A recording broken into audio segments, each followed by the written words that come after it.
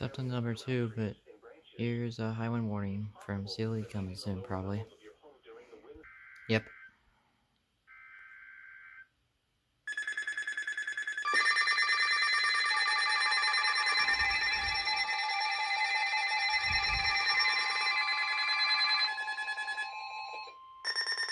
Apparently not.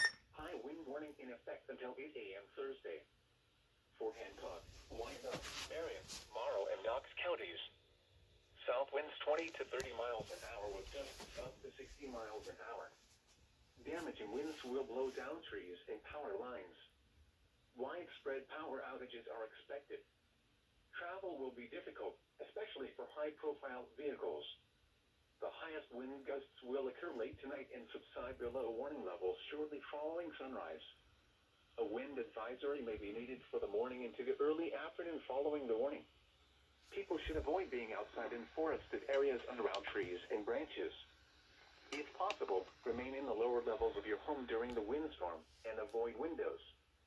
Use caution if you must drive.